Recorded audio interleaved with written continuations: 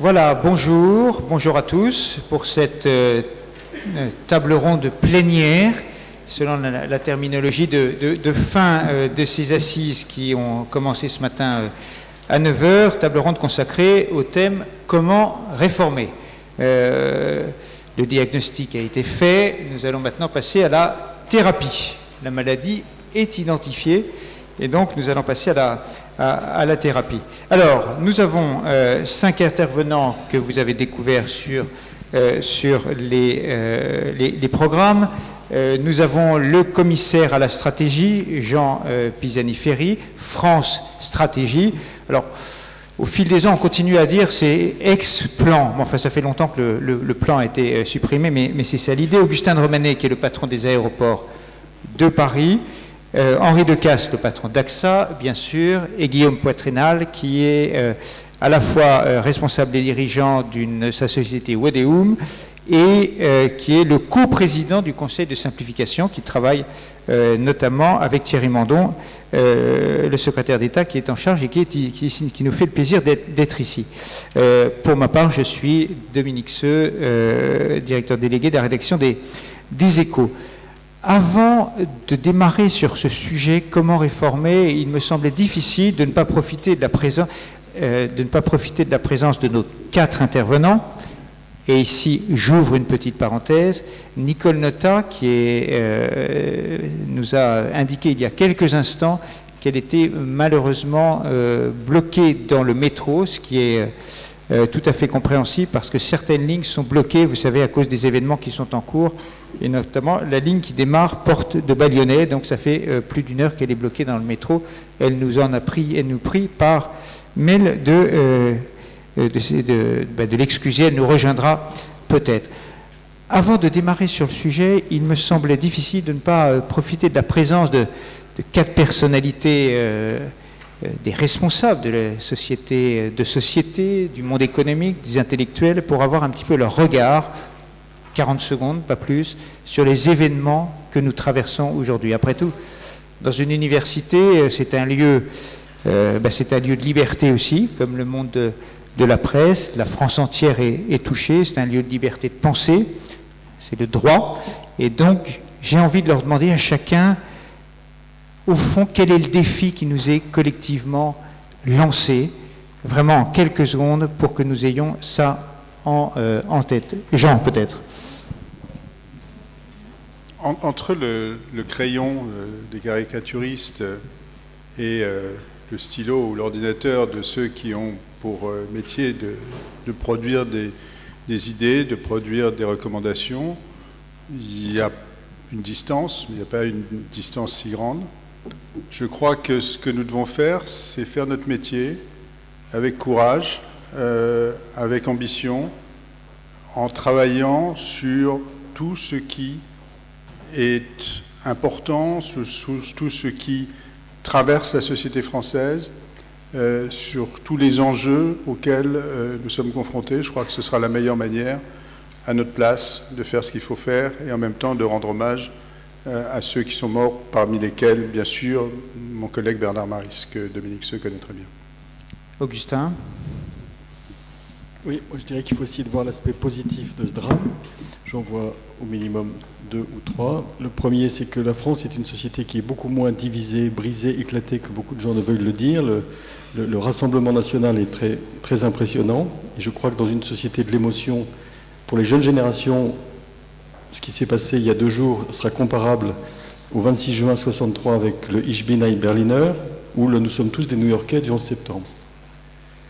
Deuxièmement, tous les messages de solidarité qui ont été reçus du monde entier attestent que cette émotion est devenue mondiale aussi, et qu'il existe un message de respect de la liberté d'expression qui, à cette occasion-là, est renforcé à l'échelle mondiale. Et puis, troisièmement, c'est aussi l'occasion de faire passer le message que, contrairement aux idées reçues, la France est le pays d'Europe dans lequel les musulmans sont les plus appréciés. J'ai le sondage à votre disposition. Et bien que la France soit le pays d'Europe où l'estimation du nombre de musulmans en réalité sur notre territoire est la plus surestimée par rapport à la réalité du nombre de musulmans sur notre territoire. Donc je crois qu'il faut tirer de ce drame épouvantable les meilleures choses possibles, et notamment cultiver auprès des jeunes générations des émotions qui ne peuvent avoir que des côtés positifs. Henri. Oui, au-delà de l'émotion devant les victimes et l'attaque sur les valeurs fondamentales, je crois qu'il faut s'interroger sur l'échec de notre modèle d'intégration. Ces assassins sont des gens qui n'ont pas été intégrés ni par le système éducatif, ni par le système économique. Si l'école avait su les former et si l'économie avait su leur offrir un boulot, ils n'en seraient peut-être pas là. Et ça, je crois que c'est la réflexion qu'on doit tirer. La deuxième chose en termes d'attitude, c'est que je crois que c'est une formidable opportunité de tendre la main à la communauté musulmane plutôt que d'en avoir peur. Parce que ce qu'ils cherchent à faire, c'est à nous diviser. Guillaume ? Je suis d'accord avec tout ce qui vient d'être dit. Le crime est abject. S'attaquer à la presse dans le pays de la liberté d'expression, c'est s'attaquer à un symbole en fait mondial. C'est pour ça qu'on a le soutien du monde entier, du monde démocratique et des libertés. Ce que je voulais dire, c'est que la France en a vu d'autres, que ce pays a traversé des guerres, l'horreur du nazisme. Il a déjà connu du terrorisme, des attentats qu'ont fait des dizaines de morts. Et je pense que ce pays va se relever. Il va se relever, j'espère, plus fort, plus uni, avec des divisions qui seront peut-être surmontées à l'occasion de ces épreuves. C'est ce qu'il faut espérer, en tout cas, je crois, à partir de maintenant. Et pour ma part, j'aimerais rendre hommage, et peut-être qu'on l'applaudisse, à Bernard Maris, un économiste, un universitaire, qui a été mon partenaire en radio pendant 7 ans, tous les vendredis sur France Inter, un franc-tireur de gauche. S'il pouvait être applaudi ici, ce serait bien, un indigné de l'économie, et je vous en remercie.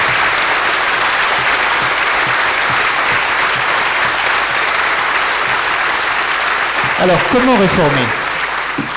Comment réformer ? Évidemment, le plus dur est là.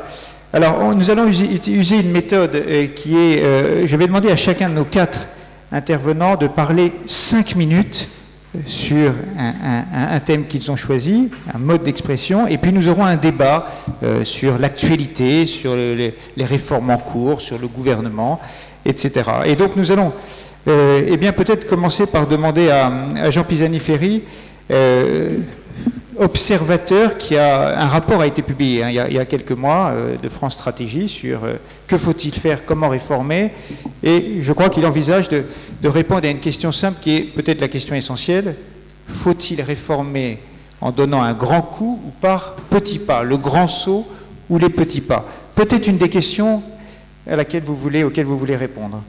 Jean. Merci. On sait, je crois, comment ne pas réformer. Comment ne pas réformer, c'est comment nous faisons depuis 20 ans, 25 ans. Et effectivement, notre caractéristique, c'est la méthode des petits pas. La méthode des petits pas, ça consiste à borner chaque réforme à un moment à ce qui est le plus facile et jusqu'où on peut aller sans créer de problème d'acceptabilité politique ou sociale. Ça conduit à faire beaucoup de réformes, je les ai comptées. On a des bases de données qui comptent les réformes et donc nous sommes assez bien placés en termes de nombre de réformes. Et d'ailleurs, nous avons fait 5 réformes des retraites en 20 ans et 3 réformes de la formation professionnelle en 10 ans. Et si l'on demande à ceux qui ont porté ces réformes, est-ce que le travail est fini? Ils vous répondront certainement non. Il faut que la prochaine équipe en prenne sa part. On comprend très bien pourquoi on fait comme ça, mais ce n'est pas efficace. Ce n'est pas efficace parce que ça ne crée pas de sécurité. Ça crée chez les citoyens le sentiment que tout est sans arrêt en train de changer, que chaque réforme n'est qu'au fond qu'un grignotage de ce qui existe et qui va être suivi d'un autre grignotage. Ça fait que, par exemple, les jeunes ont perdu confiance dans le système des retraites, alors même que la perte de confiance, le degré de perte de confiance est injustifié. Mais ils ont vu, chaque génération a vu les révisions successives et se dit, eh bien, d'ici que je prenne ma retraite, il y aura encore tellement de révisions successives que cette retraite ne sera pas là, elle ne me permettra pas de vivre. Ça ne crée pas des règles du jeu stables autour desquelles peuvent se reconstruire des comportements. Et ça suppose finalement une conception assez technocratique consistant à dire que l'efficacité d'une réforme, c'est l'efficacité individuelle de chacune des mesures qui y est incluse. Alors que l'efficacité d'une réforme, c'est aussi la capacité à créer des règles du jeu, à créer des perceptions, à faire qu'un ensemble de comportements sur cette base vont se construire, qui vont être de nouveaux comportements.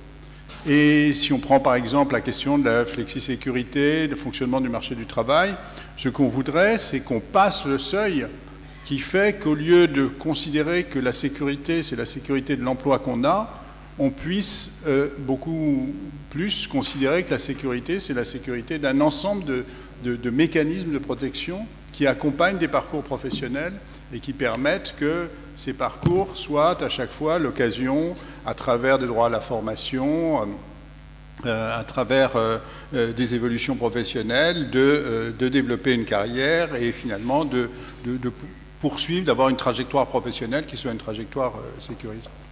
Donc ça, c'est la critique. La critique, me semble-t-il, c'est que cette méthode n'est pas efficace, elle n'exploite pas non plus les complémentarités suffisamment entre réformes dans différents domaines. Et donc, cette idée qu'il y a une longue liste de choses à faire, une espèce de liste de courses, et que chaque gouvernement va prendre ce qu'il estime pouvoir faire sur la liste de courses, et puis ensuite passera la liste de courses partiellement cochée au suivant, c'est pas comme ça qu'il faut faire. Alors, qu'est-ce qu'il faut faire? Il faut prendre des paquets, qui sont des paquets. Évidemment, l'idée du grand soir dans lequel on fait toute la réforme d'un seul coup est une illusion. Mais il faut prendre des paquets et essayer d'aller aussi loin qu'on peut sur un ensemble de dispositions qui sont complémentaires et qui correspondent à des finalités aussi, qui sont des finalités précisées. C'est-à-dire qu'il faut que les citoyens, les acteurs économiques comprennent ce qu'on cherche à faire, comprennent où on va, comprennent quel système on cherche à construire.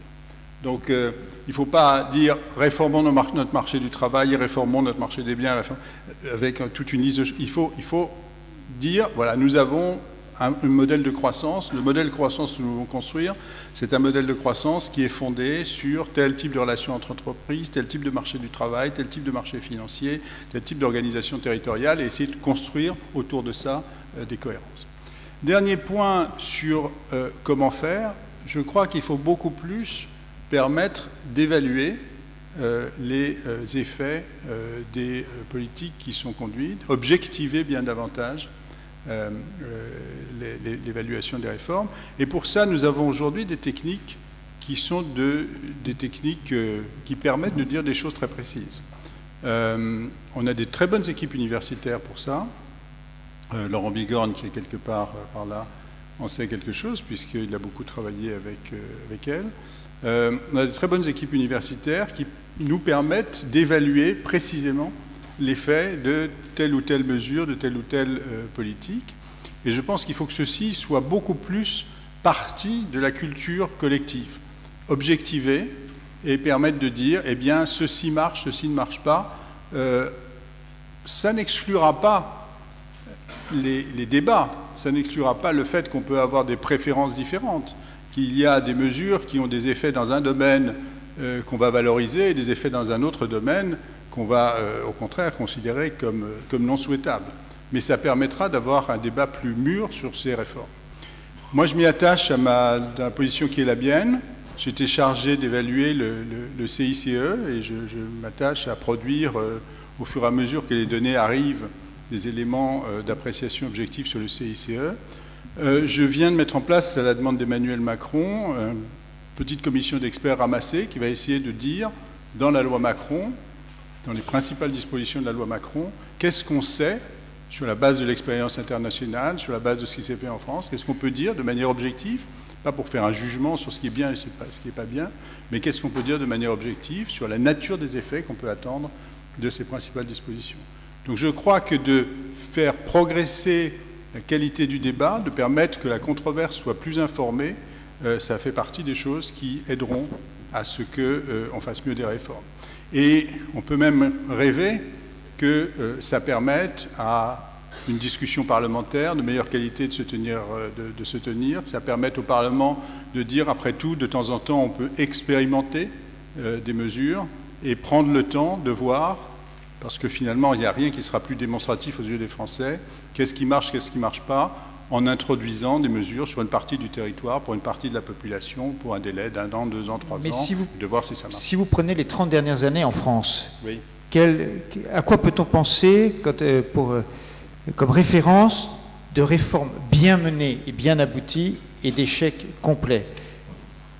Vous dites la méthode des petits pas, finalement ça ne marche pas. Alors la méthode des petits pas... Alors moi l'exemple que j'avais pris lorsque j'avais commencé à réfléchir à France dans 10 ans, c'était les 90% d'une classe d'âge au niveau du baccalauréat. Pourquoi? Non pas parce que je pense que tout est parfait dans ce domaine, mais je pense tout de même que la France, qui était très en retard du point de vue éducatif, a fait un grand pas dans la formation de sa jeunesse. Les Français qui viennent d'entrer dans l'emploi, pour 40% d'entre eux, ont eu accès à l'enseignement supérieur. Ceux qui en sortent, pour moins de 20% d'entre eux, avaient accès à l'enseignement supérieur. Donc c'est une mutation sociologique absolument massive. Et donc ça, c'est la réussite. Et ça a été conduit en disant, voilà, on se fixe un objectif, et typiquement, ça a été une réforme qui n'a pas été une réforme du système éducatif seulement. Ça a été les parents, ça a été les jeunes eux-mêmes, ça a été les employeurs, ça a été toute une société qui s'est dit, on va investir dans la formation, on va changer par rapport à une France qui était une France très minoritairement formée à l'enseignement supérieur. Qu'est-ce qui n'a pas marché? Écoutez, j'en parlais, la formation professionnelle. La formation professionnelle, on sait que c'est un domaine coûteux, on sait que c'est un domaine dans lequel les performances françaises sont mauvaises. Je rappelle que d'après les enquêtes internationales, nous nous situons derrière la Pologne pour le niveau de maîtrise d'un certain nombre de savoirs de base par les adultes au travail. On sait que c'est un système qui est profondément inéquitable, parce que les taux d'accès à la formation professionnelle sont très faibles pour les gens qui ont une qualification initiale faible. Et avoir fait 3 réformes de la formation professionnelle en 10 ans, y compris celle qui vient d'être faite, qui a un certain nombre d'aspects très positifs, comme l'introduction du compte personnel de formation, mais de considérer qu'il va falloir encore aller plus loin parce qu'on n'est pas allé au bout de ce qu'il fallait faire, il me semble que c'est une méthode sur un enjeu qui n'était tout de même pas un enjeu bouleversant l'organisation de la société. Est-ce qu'on n'aurait pas pu être un peu plus audacieux? Oui, il y a un enjeu politique. Il y a un enjeu politique, bien sûr, on le connaît cet enjeu politique, mais enfin, ça n'interdit pas de réfléchir aux moyens de surmonter. Merci beaucoup pour cette première intervention. Henri Decastre, finalement, que peuvent apprendre les entreprises à l'État en termes de réforme? Parce que les entreprises, on entendait ce matin Alexandre de Juniac sur Air France, bon, beaucoup de choses ont été faites, les entreprises se réforment en permanence, sans que ça... Enfin, il y a parfois des difficultés, mais bon, ça se passe. L'État semble avoir beaucoup... Est-ce qu'il y a des leçons à dire à l'État? Vous avez un ministre, là, allez-y. Oui. Bon, je crois qu'il faut être prudent et modeste. Moi, je voudrais faire un certain nombre de commentaires un peu dans la ligne de ce que Jean vient de dire. Nous sommes dans une situation assez paradoxale. La France est un des pays dans lesquels on parle le plus de réformes et dans lequel on en fait le moins. D'ailleurs, l'étranger maintenant s'en gausse et en rigole. Il me semble que nous confondons l'agitation avec le mouvement, et ça a été très bien illustré par ce que vient de dire Jean. 3 réformes des retraites sans régler le problème, ou 5, oui. Une autre illustration de ça particulièrement frappante pour les entreprises, ce sont les dispositions fiscales des lois de finances. Il se trouve que dans un passé maintenant très très lointain, j'étais au ministère des Finances. Dans la fin des années 70, le nombre d'articles à connotation fiscale de la loi de finances était de moins de 10. Ce nombre a été multiplié par plus de 10. C'est-à-dire qu'on a en moyenne dans chaque loi de finances une centaine d'articles, au moins, quand ce n'est pas 200, à disposition fiscale. Ce qui fait que plus personne ne comprend rien. Tout ceci donc crée de l'agitation, mais pas de la réforme ni de la clarté, et on est dans un mouvement brownien qui fait que plus personne ne comprend rien. Donc je crois qu'il faut prendre un peu de recul et se dire quelles sont les véritables conditions de la réforme, et au risque de parler comme monsieur de la Palisse, petit pas ou grand saut, je ne sais pas, mais la sagesse paysanne montre que pour réussir, ça dépend de la largeur du fossé. Aujourd'hui, assez clairement, le fossé est large, donc je pense qu'il vaut mieux de grands pas. Comment est-ce qu'on peut le faire? Moi, je voudrais, là encore, pardonnez-moi, mais au risque d'être jugé comme un peu caricatural, dire des choses assez simples. Je pense qu'il faut d'abord avoir une vision et des objectifs. Je pense qu'ensuite, il faut avoir de la pédagogie et de la mesure, et je pense qu'enfin, il faut avoir du courage et de la responsabilité. Alors ça peut vous sembler banal, mais... Non, mais ça fait beaucoup quand même, hein. Non, mais attendez.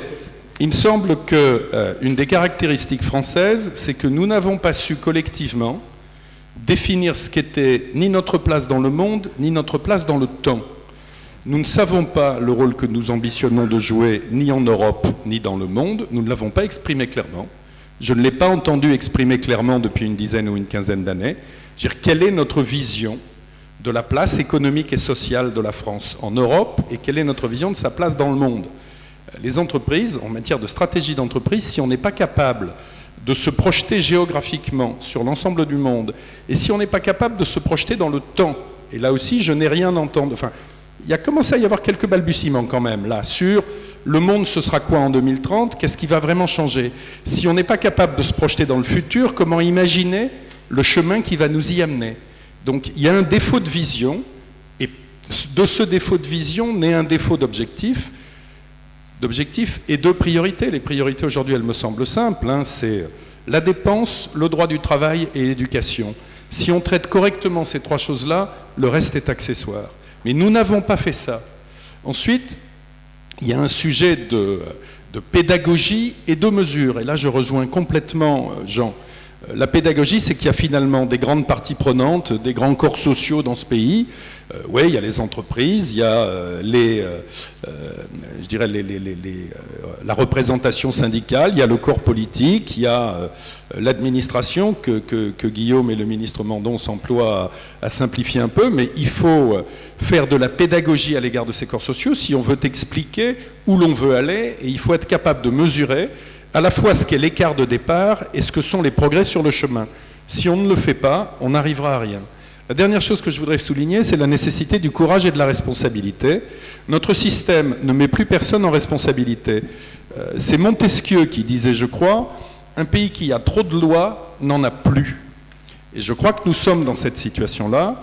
Et une des dérives que je trouve extraordinairement préoccupante dans le système français, depuis moins de 5 ans en réalité, c'est que devant la confusion totale et la multiplication des textes, d'une part, d'autre part, devant la sensibilité de plus en plus grande à la pression de l'émotion et de l'opinion, la hiérarchie administrative, je sais que ça va choquer beaucoup un certain nombre de gens, mais je le dis à dessein, le nombre de cas dans lesquels la hiérarchie administrative abdique ses responsabilités et dit « j'entends ou je comprends ce que vous me dites », mais allez donc devant les tribunaux parce que eux fourniront la réponse finale. Mais vous comprenez, si nous on prend une décision, on sera critiqué par notre base, par la presse, par ci, par ça. L'abdication de la responsabilité est une des grandes causes de notre mal. Et je voudrais conclure par une phrase là aussi un peu provocatrice, mais qui date de 1786. Quand Nègre a été renvoyé par le roi, il a écrit un livre que je conseille à chacun de lire, parce que la France était en crise économique et budgétaire. Et il y a quelques phrases merveilleuses dans ce livre, et il y en a une qui a trait à la réforme, et qui dit « Celui qui prend des pygmées pour des géants donne à chacun le secret de sa mesure. » Voilà. Merci pour cette première intervention. Augustin de Romanet, alors vous avez... non seulement vous avez écrit un livre qui concerne la réforme de l'État, mais vous êtes allé du privé au public, au parapublic, vous avez fait des cabinets ministériels, la Caisse des dépôts bien sûr. Est-ce que les responsables politiques sont prêts à faire ce qu'il faut? Est-ce qu'ils sont prêts au changement? Alors, effectivement, la question est sérieuse dans la mesure où je crois que c'est Keynes qui disait qu'on était toujours esclave d'une génération d'économistes qui nous précédait. Et je crois que lorsqu'on s'occupe de questions politiques, on est toujours esclave de la génération qui nous a précédés. Alors je voudrais délivrer 2 petits messages très modestes. Le premier, c'est qu'en fait, l'entreprise la plus difficile à gérer, celle qui nécessite le plus de savoir-faire et le plus d'intelligence, c'est la recherche de l'intérêt général. J'expliquerai pourquoi. Au fond, quand on est dans une entreprise privée, comme je le suis aujourd'hui, le but est simple, les stakeholders sont assez identifiables et finalement, avec quelques méthodes de bon sens, on y arrive. En revanche, quand on s'occupe de l'intérêt général, les parties prenantes sont beaucoup plus nombreuses, c'est beaucoup plus compliqué. Donc le premier message, c'est de dire, je vais essayer d'expliquer pourquoi, en réalité, la première entreprise du pays aujourd'hui, celle qui gère le maximum de ressources, avec 57% des dépenses publiques du PIB qui sont consacrées soit à l'État, soit aux collectivités locales, soit à la sécurité sociale, c'est la puissance publique. Or, elle ne dispose de strictement aucun outil de management. C'est le philosophe Dominique Bourg qui disait « Le futur est la circonscription oubliée des hommes politiques, ceux-ci ayant tendance à se focaliser sur le court terme ».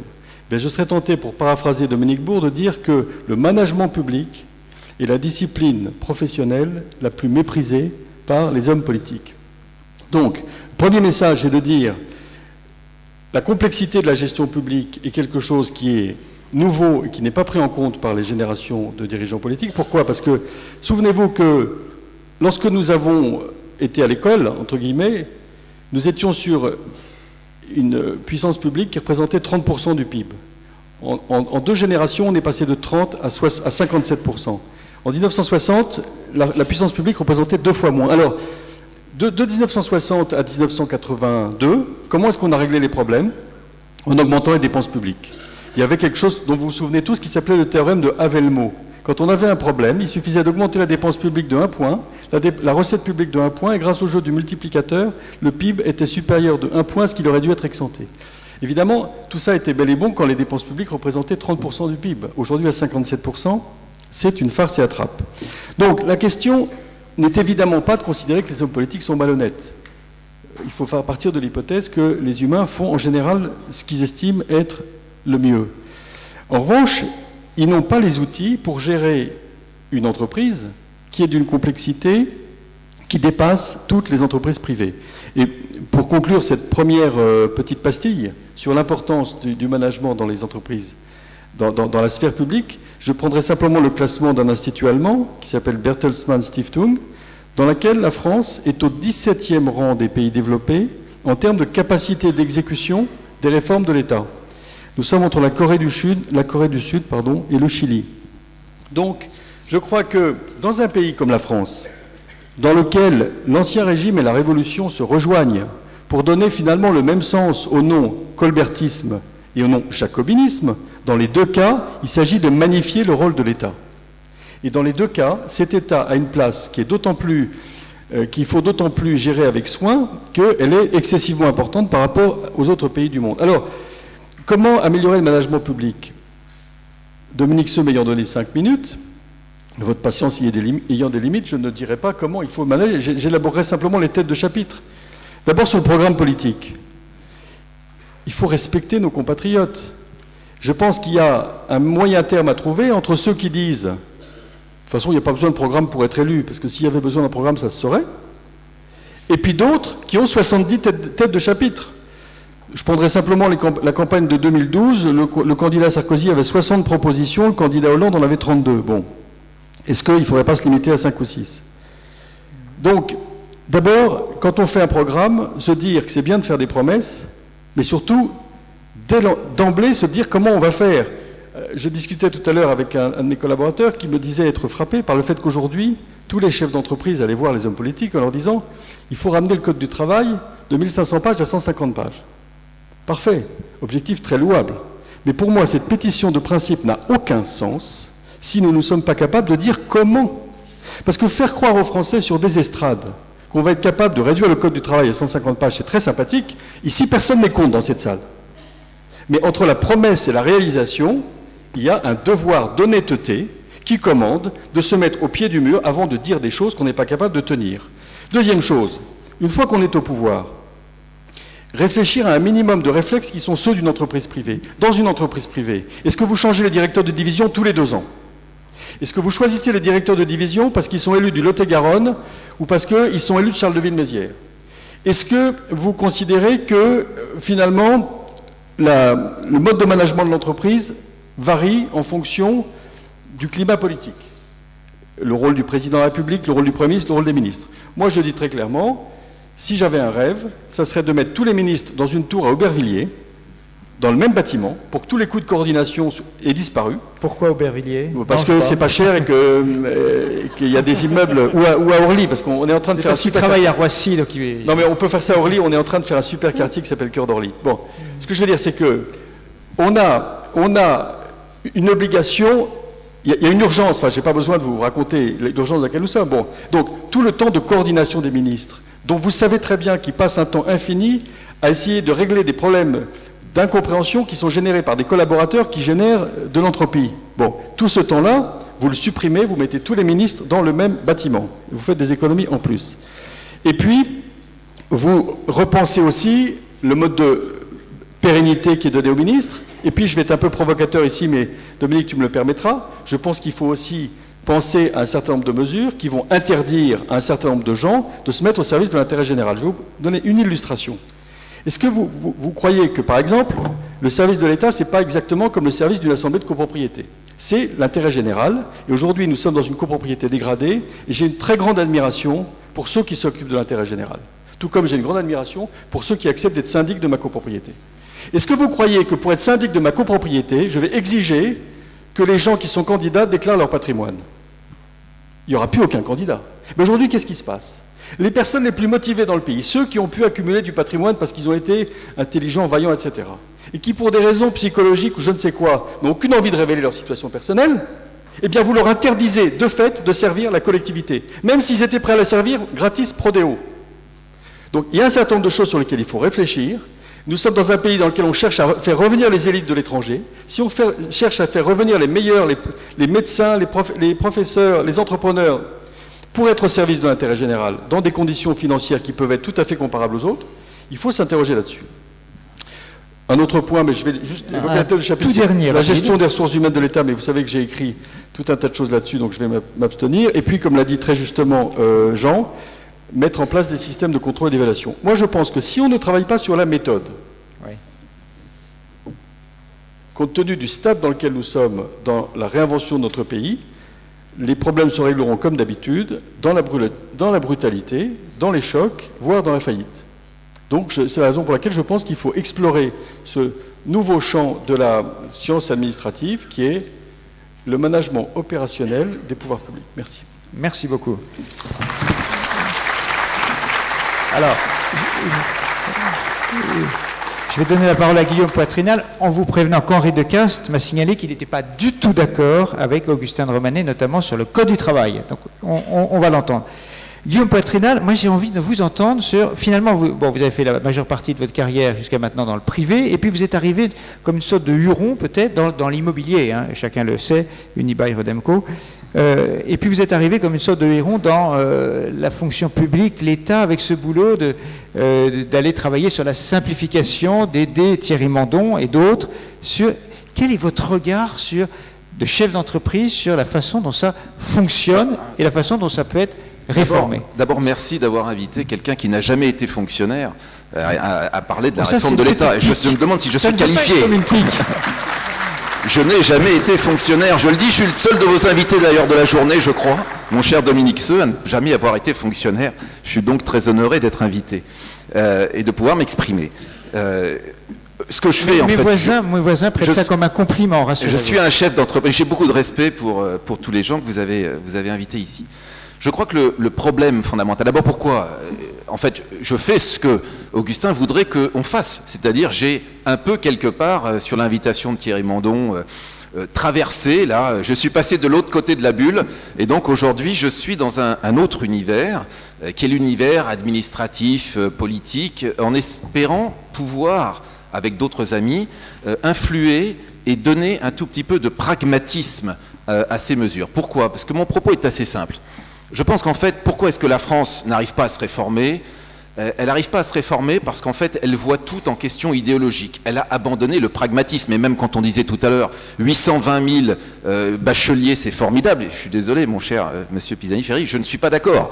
820 000 bacheliers généralistes qui vont vers l'enseignement supérieur et qui, en fait, ont dépourvu toutes les filières d'enseignement technique. Aujourd'hui, la conséquence, c'est que nous n'avons plus... Merci. Nous n'avons plus aujourd'hui, pour nos entreprises, de salariés dans les postes techniques. Nous n'avons plus de Français qui veulent aller sur les chantiers. Nous n'avons plus de plombiers. Nous n'avons plus de tourneurs ajusteurs. Tout ça parce que nos enfants sont allés passer le baccalauréat et ensuite veulent s'inscrire à la fac, probablement à Assas et ailleurs. Voilà la réalité. Alors, ceux qui sont à Assas trouvent de l'emploi après, mais en fac de droit de Poitiers, d'où je viens, c'est pas toujours évident, notamment en première année. Alors, ce que je voulais vous dire là-dessus, c'est qu'il faut arrêter de raisonner en idéologie. Il faut que ce pays abandonne l'idéologie. L'idéologie, c'est celle qui fait que les 3 corps ou les 4 corps constitués qui dirigent ce pays, c'est-à-dire le pouvoir politique d'un côté, le pouvoir administratif de l'autre, le pouvoir économique et le pouvoir syndical, ne se parlent plus. Ils ne se parlent plus, ces 4 pouvoirs. Et c'est l'étanchéité de ces sphères qui fait qu'on accumule de la complexité et qu'on est incapable de simplifier, parce qu'à chaque fois qu'une sphère veut simplifier, elle est quelque part devant le mur que lui propose l'autre sphère. Quand les patrons proposent de la simplification, les politiques leur disent c'est pas raisonnable. Quand les politiques proposent de la simplification, mon cher Thierry Mandon, l'administration nous dit attention, monsieur le ministre, c'est très compliqué. Je ne voudrais pas vous mettre à risque d'une réforme un peu audacieuse. Ce que dit le Conseil de la simplification est vrai dans le fond, mais la forme est beaucoup plus compliquée que ce qu'il raconte. Et je vous propose de faire un groupe de travail. Pour y penser, nous allons revenir vers vous avec des choses très concrètes. Dans 6 mois, 6 mois après, le directeur de l'administration française centrale va voir son ministre et dit « Monsieur le ministre, est-ce que je pourrais vous parler sur la réforme Mandon-Poitrinal qui sont réellement très importantes et très essentielles à ce pays ?» Et je voudrais d'ailleurs commencer par vous dire que depuis 5 ans, mes services travaillent sur cette réforme de simplification. On est donc à vos côtés et aux côtés du président de la République pour simplifier ce pays. Mais le groupe de travail a dit qu'il fallait encore un tout petit peu de temps. Cette réforme est possible, monsieur le ministre, mais pas avant 2018. Pas avant 2018, parce qu'elle engage une réforme informatique. Pour faire une réforme informatique, il faut des budgets, on ne les a pas aujourd'hui. Et puis après, il y a une réforme administrative. Vous n'oubliez pas que déjà, vous avez demandé à ce même service 3 autres réformes, etc. Et c'est comme ça que la France de la simplification endort quasiment tout. Alors, qu'est-ce qu'on peut faire ? On a pu réautoriser les feux de cheminée à Paris en moins de 2 semaines, hein, quand même. Voilà. C'est possible. Voilà, une grande réforme. Alors, qu'est-ce qu'on peut faire ? Qu'est-ce qu'on peut faire tous ensemble ? Qu'est-ce qu'on peut faire tous ensemble ? Et là, je dis tous ensemble, pas simplement les hauts fonctionnaires d'un côté, les pouvoirs. Qu'est-ce qu'on peut faire tous ensemble ? Ce qu'on peut faire tous ensemble, c'est reprendre une à une, et là, on est dans la microéconomie, monsieur Pisani-Ferry, on n'est pas dans la macroéconomie, c'est reprendre une à une les raisons pour lesquelles nos entreprises sont plus lentes, les raisons pour lesquelles, en France, ça met plus de temps de construire, c'est plus compliqué d'embaucher, de débaucher, les raisons pour lesquelles c'est plus compliqué en France d'inventer, de déposer un brevet. Et il faut reprendre ces mécanismes un à un, faire ce qu'on fait dans les entreprises qui s'appelle du re-engineering. Et c'est ce qu'on essaye de faire au Conseil de la simplification. Qu'est-ce qu'on a fait ? On n'a pas fait des choses miraculeuses. On a fait un mini conseil économique et social, c'est-à-dire qu'on a pris des hommes et des femmes politiques, on a pris des gens de l'administration, on a pris beaucoup de chefs et de femmes d'entreprise, on a pris des syndicalistes, on a pris des gens de l'environnement, on a même pris quasiment un philosophe. Vous voyez, on a pris des gens tous ensemble. On leur a dit, vous posez les pistolets à l'entrée de la pièce, et puis vous allez, avec des ateliers pratiques, inventer des mesures pratiques de simplification non idéologiques, pratiques. Et la réalité, c'est que ça marche. D'abord, contrairement au Conseil économique et social, personne n'est payé, donc les réunions sont courtes, pour commencer. Et ensuite, ensuite, merci, il y a des gens qui vont applaudir. Vous pouvez applaudir, hein, si vous voulez. Hein. Merci.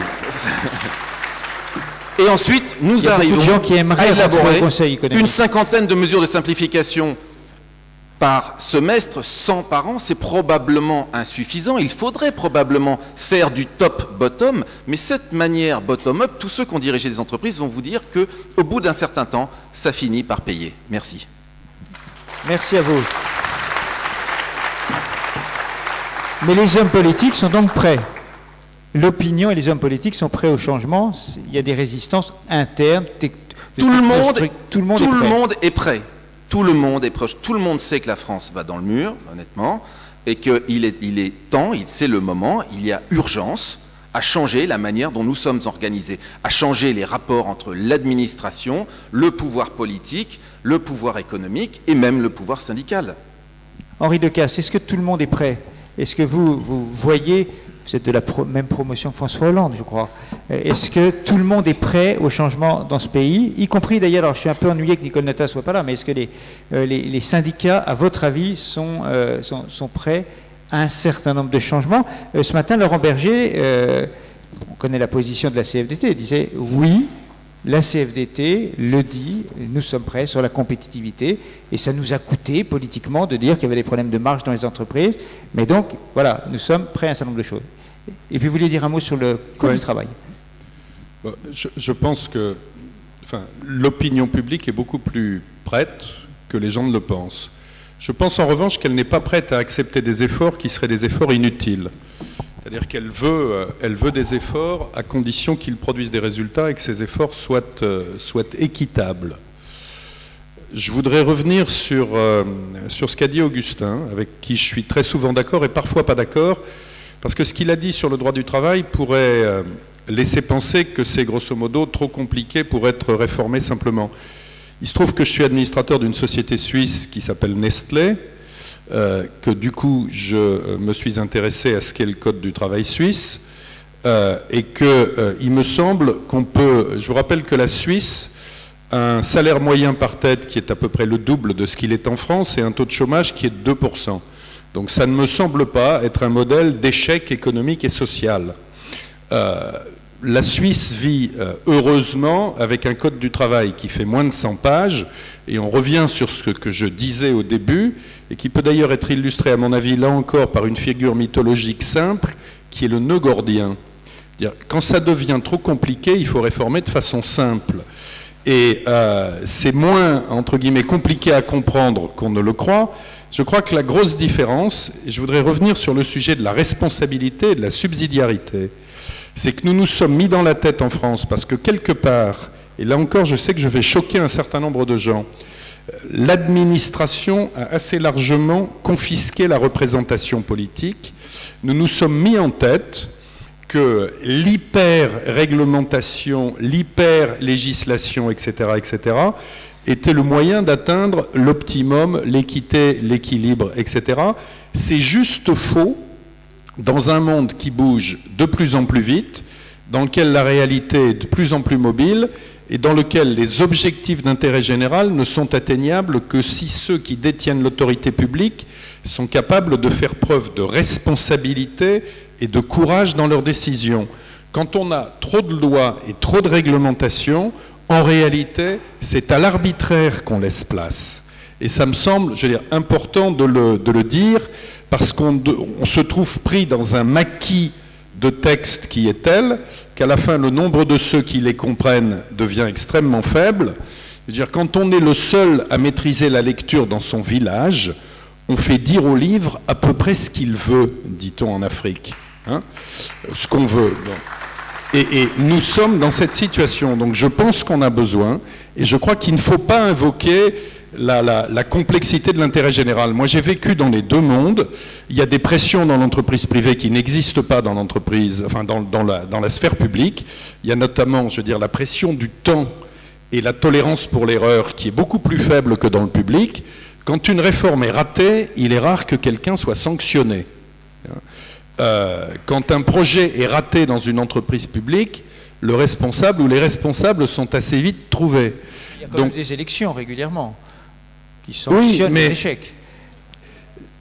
Qui sanctionnent l'échec, on pourrait en parler, je veux dire, dans la mesure où de façon générale, peut-être, mais pas systématiquement sur des choses précises. Donc voilà, c'est simplement pour dire que je trouve qu'il ne faut pas évoquer l'hypercomplexité de l'intérêt général pour penser qu'il faille différer un certain nombre de choses.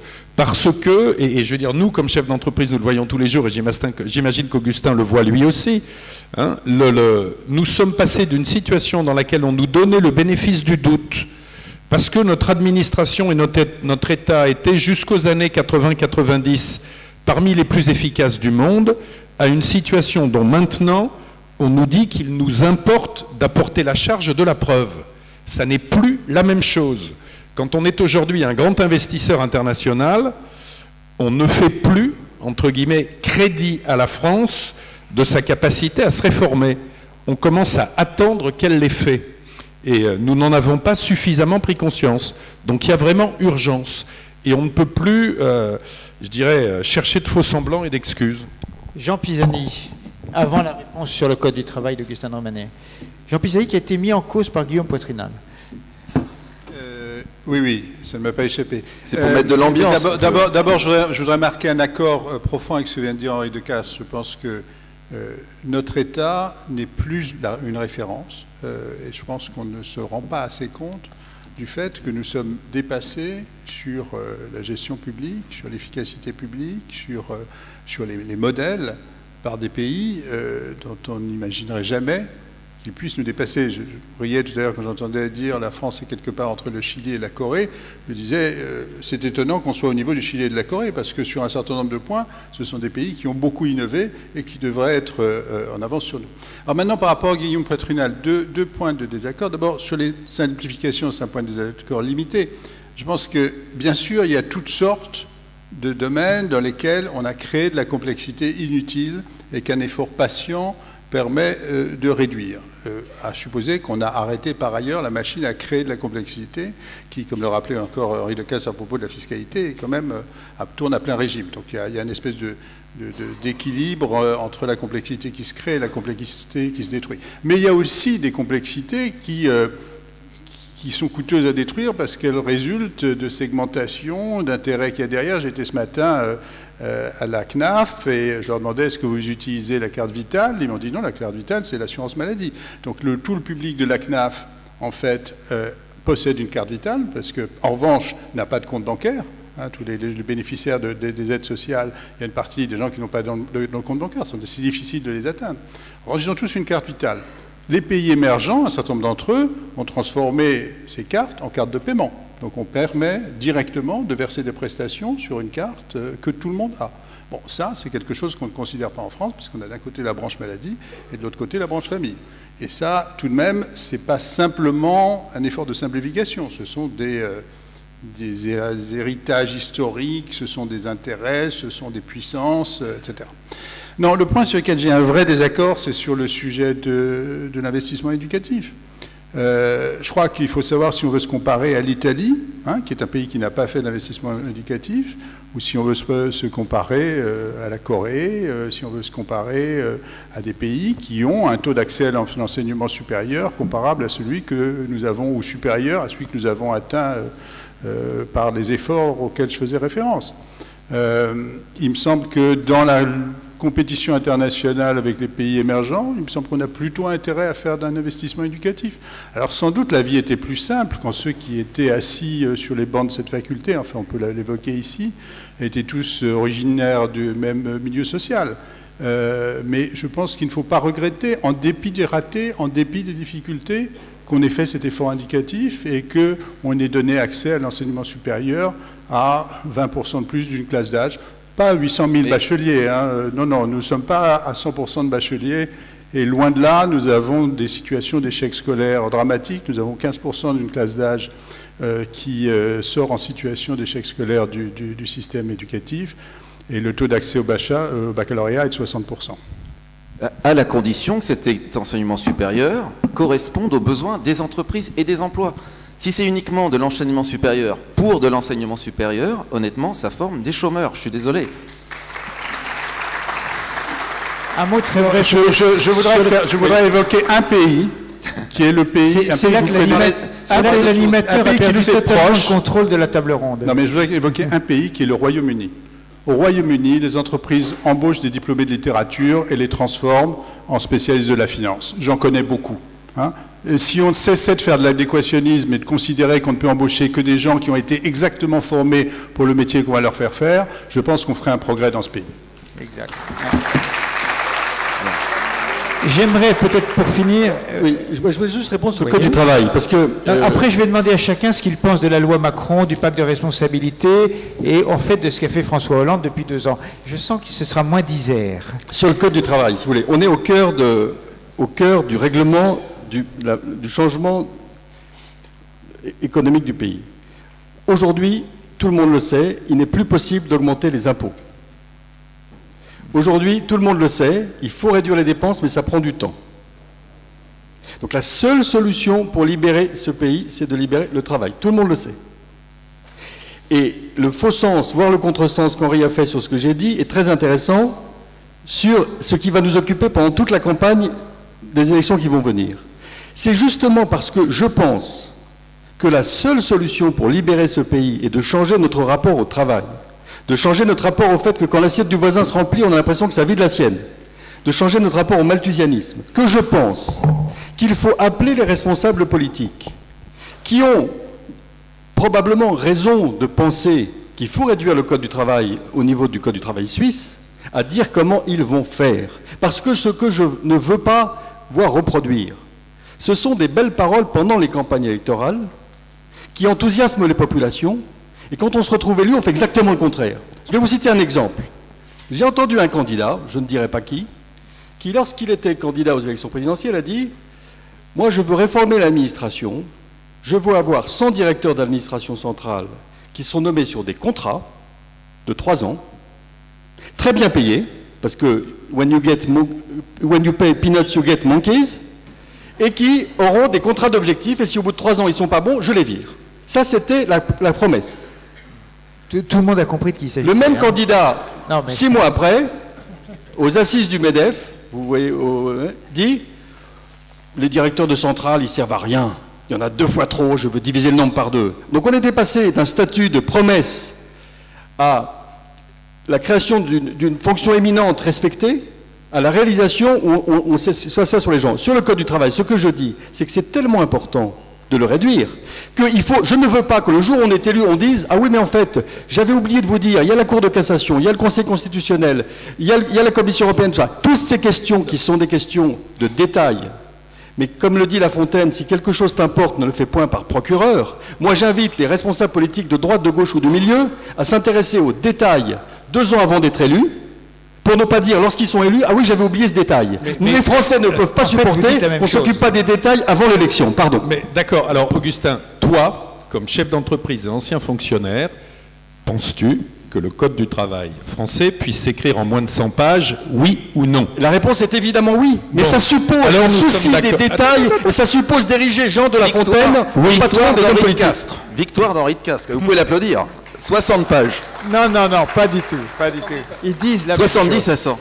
Peut-être pour conclure, j'aimerais quand même que vous me donniez un avis. Je ne vais pas vous demander, ce serait vraiment un truc journalistique idiot, de vous demander de noter sur 10 les réformes du gouvernement.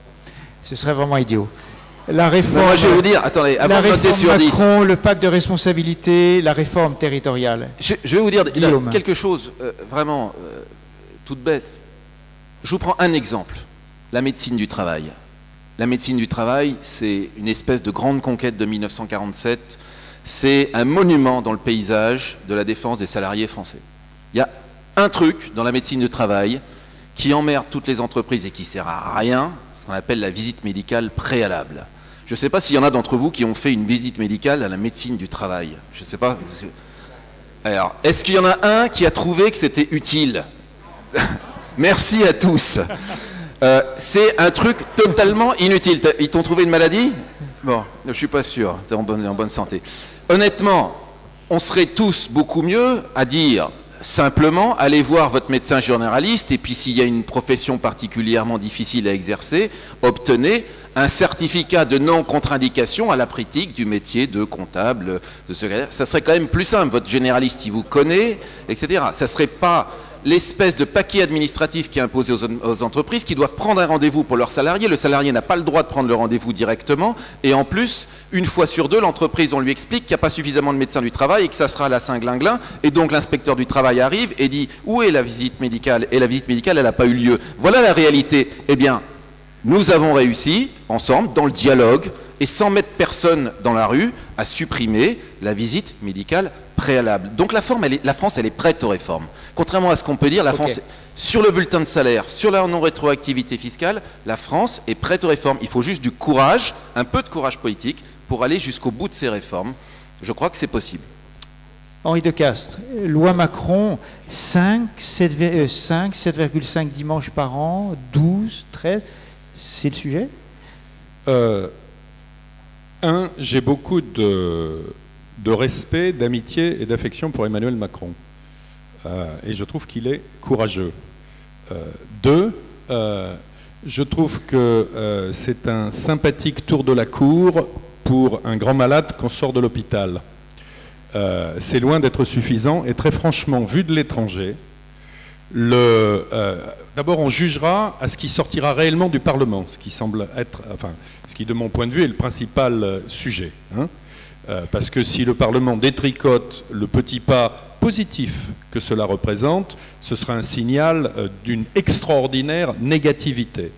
Vu de l'étranger, le point de savoir s'il faut aller de 5 à 7 ou à 12 dimanches fait penser à la querelle byzantine sur le sexe des anges quand les Turcs étaient à la porte de Byzance.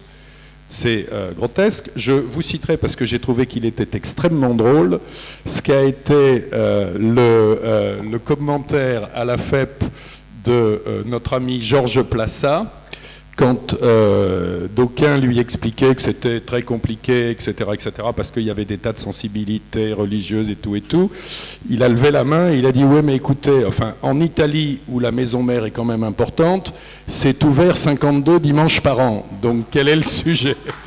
Voilà. Donc, je ne vais pas vous expliquer que la loi Macron, c'est mal, mais encore une fois, ne prenons pas des pygmées pour des géants. Pour revenir à ce que je disais tout à l'heure, c'est un pas, c'est un petit pas, c'est bien, on verra ce qui sortira. Empêcher ce petit pas serait un signal d'une extraordinaire négativité. Sur le pacte de compétitivité, je ne suis probablement pas le mieux placé pour répondre. Le secteur financier, il est perdant dans le pacte de compétitivité, puisqu'on a augmenté la TVA, qu'on a doublé la taxe sur les salaires qualifiés, que nous ne récupérons pas la TVA et que nous avons le tort de payer nos collaborateurs à un prix tel que nous récupérons très peu de choses. Donc le pacte de compétitivité pour nous, ça nous coûte plus cher qu'avant. Pour AXA, la situation depuis 2012, la France est un pays, nous faisons 5 milliards d'euros de résultats nets annuels dans le monde. En France, nous faisons 1 de ces 5 milliards. Pourquoi? Parce que nous faisons 3 milliards avant impôts et que les impôts et charges diverses sur le résultat des entreprises financières en France sont tels que pour faire 1 milliard après impôts, il faut en faire 3 avant. Dans les 57 pays dans lesquels AXA opère, c'est celui dans lequel le rapport est le plus dégradé. Dernier point, je ne suis plus en situation de créer un seul emploi très qualifié nouveau en France parce que l'écart par rapport à l'Angleterre, à la Suisse, à l'Allemagne est tel que ce serait juste criminel à l'égard de mes actionnaires. Donc à mon corps défendant, parce que je suis français, j'adore ce pays, je n'entends pas le quitter, je suis obligé de faire les développements nouveaux d'une partie du groupe hors de France pour tout ce qui est des fonctions sophistiquées. Voilà la situation. Merci Jean Pisani. Pour conclure, le commissaire à la stratégie sur les réformes entreprises par le gouvernement. Oui, donc j'ai dit tout à l'heure que je mettais en place un groupe pour évaluer les dispositions de la loi Macron, donc je ne vais pas mettre en situation de conflit d'intérêts en donnant mon opinion. En revanche, il me semble, sur les priorités pour disons, les 2 années à venir, il me semble qu'il y en a une importante sur consolider, avancer sur la mise en place d'un modèle de croissance qui repose plus sur la mobilité, qui repose plus sur la croissance des entreprises. Il y a 2... sur la compétitivité, on a atteint les limites de ce qu'on peut faire par la voie fiscale.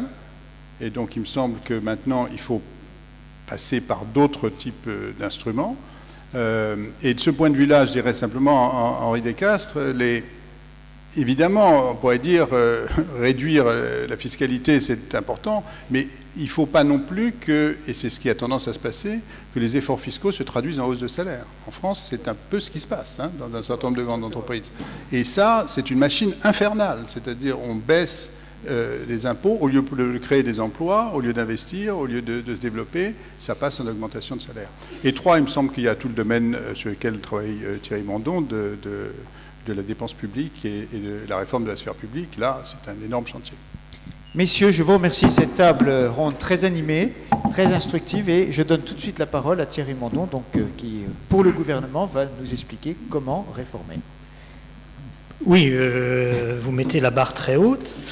Je vous en remercie. C'est bien normal après la fin des travaux de cette journée, qui donc est consacrée à la question de la réforme à la fois de sa possibilité, de son contenu à travers les ateliers, de sa méthode. C'est la discussion à laquelle nous venons d'assister. J'avais un texte écrit, mais je vais peut-être plutôt réagir à la fois à ce que j'ai entendu et à quelques questions qui me semblent absolument essentielles. D'abord, sur la question même de la réforme, vous sous-entendez, finalement c'est le fil rouge de votre journée, qu'il y a une chose qui ne se discute pas, c'est qu'elle est nécessaire. Et vous avez raison. C'est d'ailleurs quelque chose qu'on observe en France comme dans les principaux pays développés. Sur le plan politique, tous les candidats aux grandes élections présidentielles, parlementaires, quand c'est des régimes parlementaires, font tous campagne depuis une bonne dizaine d'années sur la question du changement. Du changement, c'est maintenant, de François Hollande à Yes We Can, de Obama 1, et on pourrait multiplier les exemples. Cette question de la réforme n'est pas une question franco-française, c'est une question des démocraties développées et qu'on peut sourcer assez facilement, à la fois du double mouvement, d'une part du numérique, de ce que ça induit sur les modes de gouvernance, je ne rentre pas dans le détail, et puis les questions de mondialisation. Donc c'est un sujet qui semble évident. C'est aussi, deuxième point, un sujet qui est évident pour l'opinion publique. De ce point de vue-là, d'ailleurs, il y a une étude très intéressante qui a été publiée en, je ne sais plus si c'est le premier semestre 2014, par CSA, qui est consacrée exclusivement à cette question du changement et de la réforme. Vraiment, il faut, mais tout le monde la connaît, il faut se la procurer pour ceux qui n'ont pas eu l'opportunité de la lire, la relire pour ceux qui ont eu l'occasion de la lire, pour mesurer à la fois le consensus national sur la nécessité des réformes. Je crois que quand on demande aux Français est-ce que vous attendez des réformes radicales, 28% d'entre eux disent oui, j'attends des réformes radicales, et quand vous leur demandez des réformes en profondeur, ce qui est une notion assez voisine du radicalisme, enfin de l'aspect radical des réformes, même si ce n'est pas tout à fait de même gradation, on a 56%, si on cumule les deux, on a 84% des Français qui demandent des réformes radicales ou des réformes en profondeur. Cette question du changement est une question qui est l'oxygène de toutes les entreprises, pour le coup, nationales. Donc, elles passent leur temps, à chaque fois qu'elles ont redéfini une stratégie, à se dire, mais finalement, est-ce qu'il ne faut pas déjà que je prépare le coup d'après? Et donc, c'est la société française, dans son ensemble, ses élites, publiques, privées, ses citoyens, qui vivent sous une forme d'injonction au changement, qui me semble manifeste. Mais, même si ce n'est pas le sujet du jour, une fois qu'on a dit ça, on doit aussi voir que cette injonction au changement, elle est polysémique. Dans le même sondage du CSA, on demande aux Français quels sont vos rêves en matière de changement. Comment vous voyez... Si vous préférez être au pupitre, n'hésitez pas à proposer... Oui, c'est peut-être plus facile, parce que comme j'ai des papiers, là, j'essaie de... Je vais me mettre ici, en effet. Pardon, ça marche, hein? Oui, parfait. Quand on demande aux Français quels sont vos rêves pour la France de demain, là, on mesure la complexité du changement, de la conception, de la destination du changement et donc de la mise en œuvre du changement. Vous avez à peu près 30% des Français qui disent « nous, on aimerait une France scandinave », ce qu'ils appellent le rêve scandinave dans l'étude, c'est-à-dire une France pragmatique qui protège et valorise la créativité. Vous avez 27% des Français dont le rêve est la France d'avant. Vous avez 20% des Français environ qui rêvent d'un village global, une sorte de grande fraternité économique, sociale, planétaire. Vous en avez 20% qui rêvent d'un monde anglo-saxon, et vous en avez quelques-uns qui rêvent d'un monde un peu très individualiste, futuriste, scénario appelé Shanghai, Dubaï, Shanghai, Vegas dans l'étude.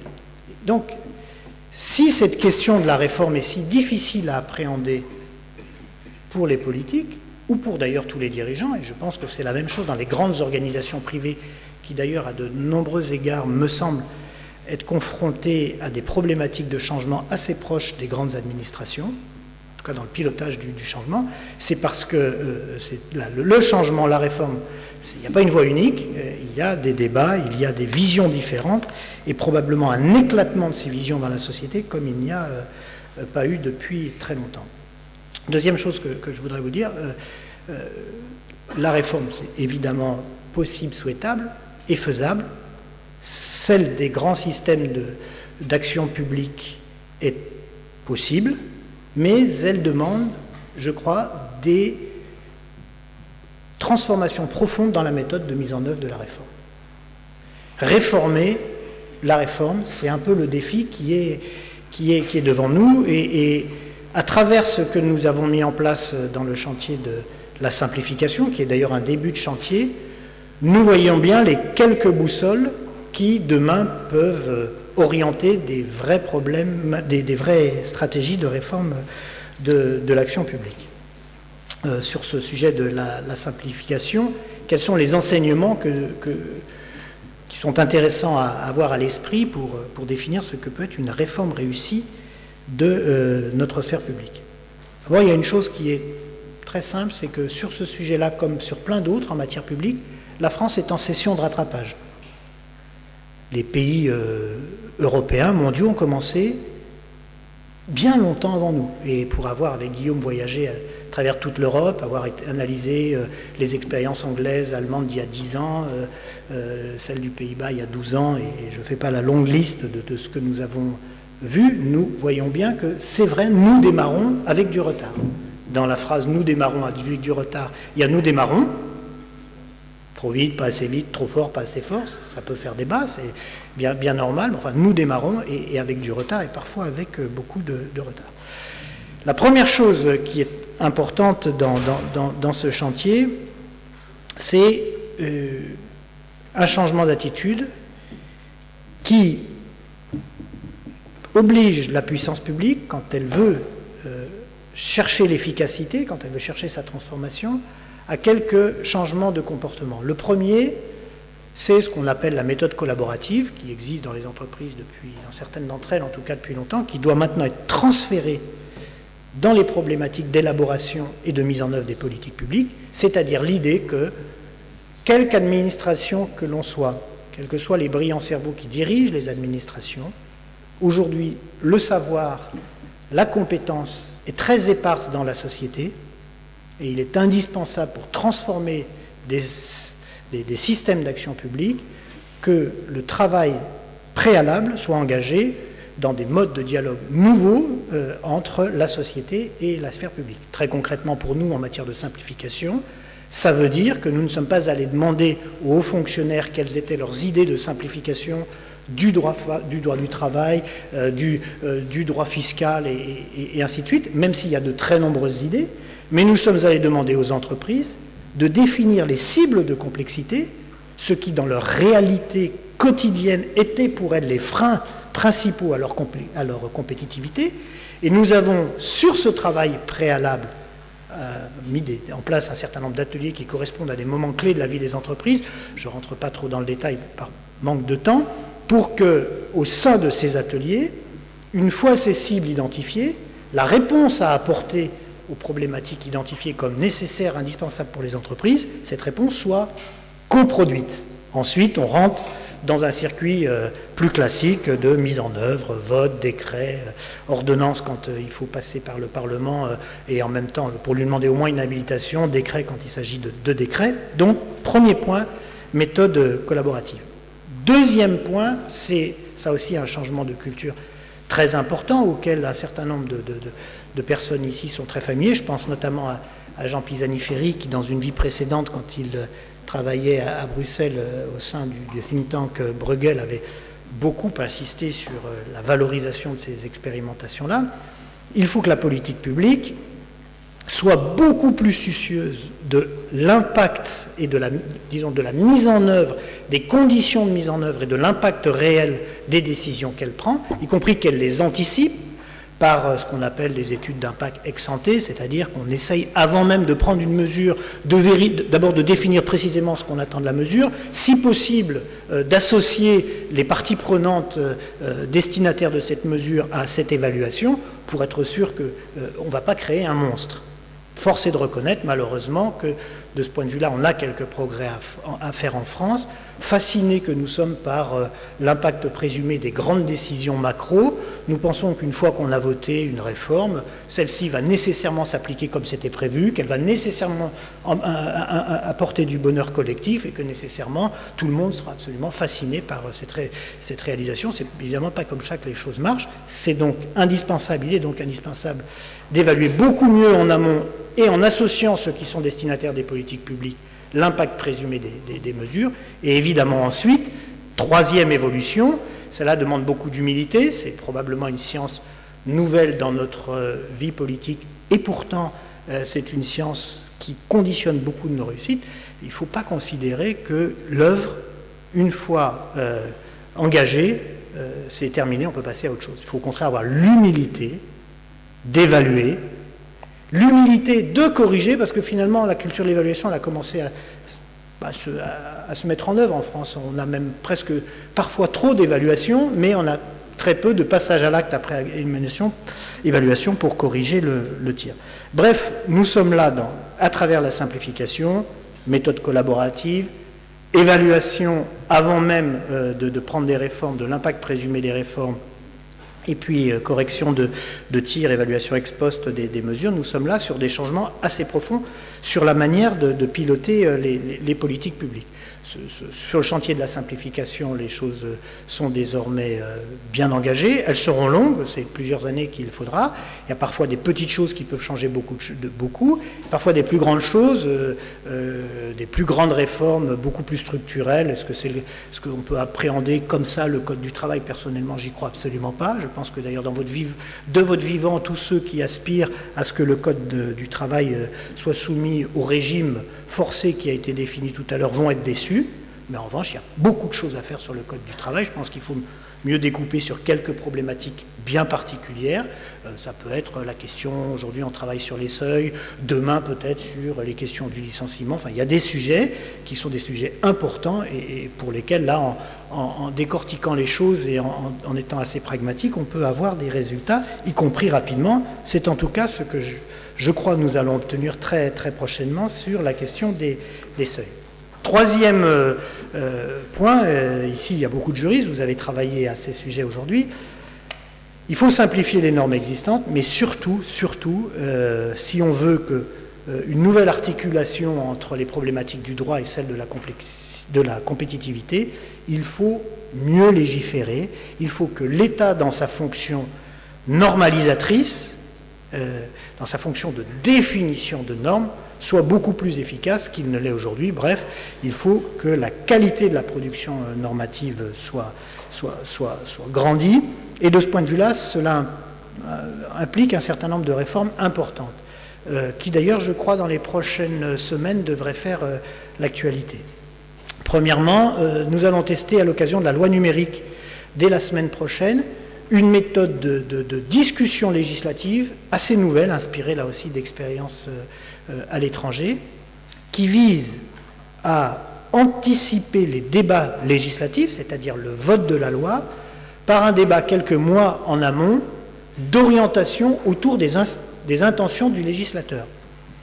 Disons les choses plus simplement, le gouvernement, dans la réforme que nous allons tester, avant de définir un nouveau droit social, prenons par exemple la pénibilité, viendrait au Parlement 6 mois avant de voter la loi, expliquer ses intentions, expliquer les attendus de la réforme qu'il envisage, débattre librement avec les parlementaires, et 6 mois après seulement ce débat d'orientation, il ferait une proposition législative. Ce changement est extrêmement important dans la mesure où il permet, à la fois par le débat préalable public et par le temps qui sépare ce débat d'orientation préalable du vote de la loi, il permet d'enrichir les intentions de l'exécutif, du gouvernement, à la fois des bonnes idées des parlementaires, mais aussi et surtout des parties prenantes qui, alertées sur les intentions de l'exécutif, alertées sur la façon dont il pense appréhender les problèmes, pourraient beaucoup plus utilement se manifester avant que la loi ne soit votée, et donc nous permettre de découvrir, avant de voter la loi, les difficultés que si on ne les Si on n'y fait pas attention, nous découvrirons après le vote de la loi. Deuxième élément de réforme de cette fabrique de la loi, de cette fabrique de la norme rénovée, il faut plus de transparence pour que les motivations de la décision publique soient plus clairement explicitées. De ce point de vue-là, un certain nombre d'avis qui sont donnés par des organismes ou par des institutions saisies par le gouvernement quand il envisage des textes de loi, des projets de loi, à commencer par l'avis du Conseil d'État, devraient systématiquement être rendus publics. Je sais bien que ça peut nuire à tel ou tel organe de presse, les Échos par exemple, où très souvent finalement quand on veut connaître l'avis du Conseil d'État, on lit les Échos parce qu'il arrive qu'une indiscrétion nous permette de les connaître, mais pour l'instant ces pièces sont tenues secrètes aux législateurs, avec même cette particularité purement française d'un autre temps qui fait qu'on oppose aux parlementaires qui intervient en séance l'avis du Conseil d'État que personne ne connaît, sauf celui qui dit « Ah non, mais le Conseil d'État nous l'interdit ». Donc deuxième évolution dans cette fabrique d'une norme beaucoup plus qualitative, la transparence d'un certain nombre d'avis. Et enfin, troisième et dernière évolution, là aussi qui sera probablement annoncée assez rapidement, il faut sûrement que les lois, notamment les lois significatives, soient accompagnées d'un rendez-vous législatif à venir, obligatoire. En Angleterre, ils appellent même ça la sunset clause, c'est-à-dire que si 3 ans après la loi n'est pas redébattue au Parlement, il n'y a plus de loi, pour obliger finalement à ce que les évaluations qui sont mises en œuvre des lois qui sont prises soient suivies de conséquences législatives quand il faut modifier les législations. Bref, les questions en tout cas de la réforme, à la fois en simplifiant, mais aussi en organisant, en définissant le droit de manière différente pour que ce soit un droit plus irrigué par l'ensemble de la société, plus transparent dans les motivations de la décision publique et corrigé au vu de son impact réel, sont des chantiers gouvernementaux qui sont des chantiers absolument prioritaires.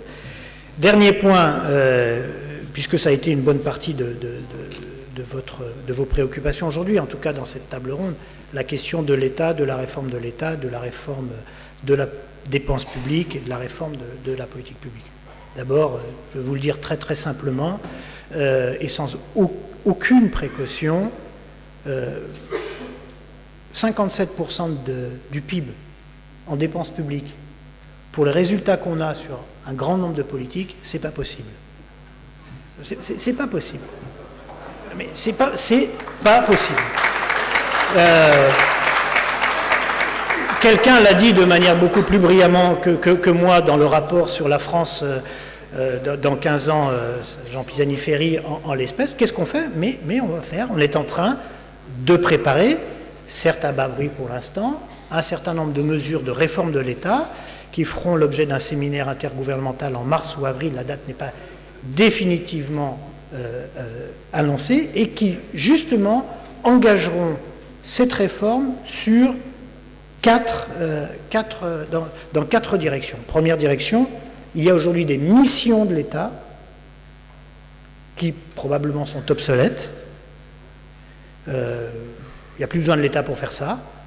Tout à l'heure, Guillaume Poitrinal citait l'entretien médical d'embauche. Voilà, il y en a 2, la médecine du travail peut en faire 2 millions par an, il y en a besoin de 8 millions. Bon, donc de toute façon, on n'y arrive pas. Et comme on n'embauchera pas 4 fois plus de médecins du travail que ce qu'il y a aujourd'hui, on n'y arrivera pas. Donc ça, on va transférer ça, en l'occurrence, aux médecins du secteur j'allais dire libéral, donc appelez ça privatisation, ce que vous voulez. Je ne sais pas comment il faut qualifier, peu importe d'ailleurs, mais il y a des missions, typiquement celles-là, que l'État ne peut pas exercer, qu'il doit confier à d'autres. Ou, deuxième exemple, il y a des missions qui aujourd'hui sont assurées par l'État central, qui doivent au moins être assurées par l'État territorial, c'est-à-dire celui qui est le plus proche des usagers, voire peut-être aux collectivités territoriales. On est par exemple en train de travailler sur les questions d'emploi, avec ce paradoxe français qui veut que les politiques d'emploi soient nationales, quand la politique de formation est maintenant de compétences régionales, le développement économique partagé entre les régions et les intercos, et qu'en gros, donc, ceux qui s'occupent des entreprises, qui connaissent les tissus industriels, la profondeur des tissus industriels, n'ont pas de contact, ou trop peu, avec ceux qui s'occupent de l'emploi. Bref, première boussole, une grande révision des missions et une nouvelle matrice de l'action publique sur un certain nombre de politiques. On ne pourra pas tout faire en même temps.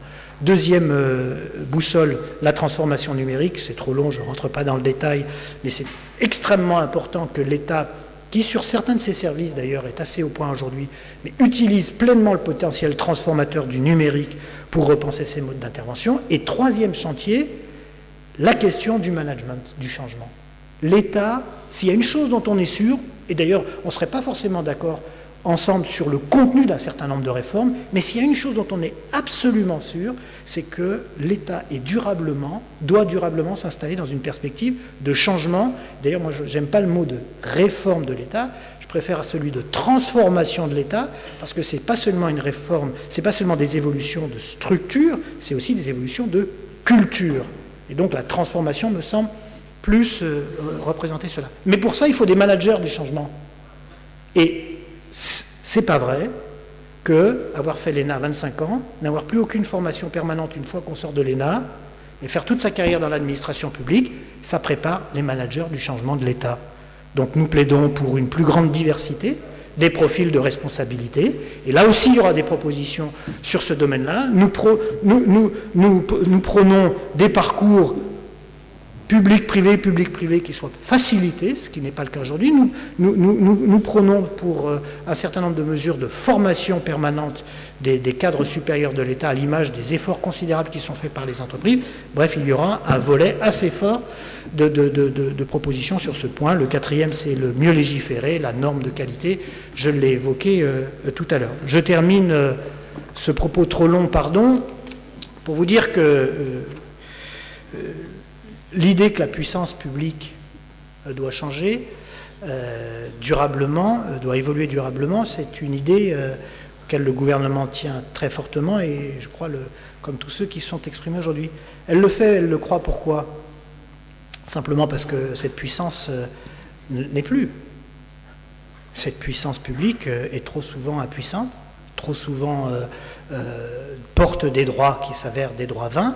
Et il s'agit donc, par une réforme assez profonde, de remettre sur pied, de redonner à la puissance publique sa force et sa puissance perdue. Mais pour ça, la question de l'acceptabilité de la réforme, qui était en gros sous-jacente là aussi au propos de tout à l'heure, me semble une question qui doit être reformulée. Il faut trouver surtout comment on rend désirable la réforme. La vraie question, je crois, du pays aujourd'hui, ce n'est pas l'acceptabilité de la réforme, c'est la désirabilité de la réforme. Comment fait-on pour que les Français, citoyens, corps intermédiaires, institutions, ne considèrent pas qu'ils sont condamnés à changer, mais finalement partagent le désir de cette réforme? Bon, un certain nombre d'éléments de réponse ont été donnés tout à l'heure, la question de la destination, qui doit être désirable, la question du chemin vers la destination qui lui-même doit être désirable, la question aussi de la façon d'expliquer et de la façon d'associer les Français à cet effort, mais je crois que c'est sur cette désirabilité de la réforme des grands systèmes d'action publique que nous devons maintenant porter le plus d'attention et d'effort. Merci beaucoup. Je vous demande d'applaudir à la fois Thierry Mandon et nos 4 intervenants. Merci pour votre franchise et votre clarté. Cette journée se clôt ainsi. Je vous remercie de nous avoir entendus.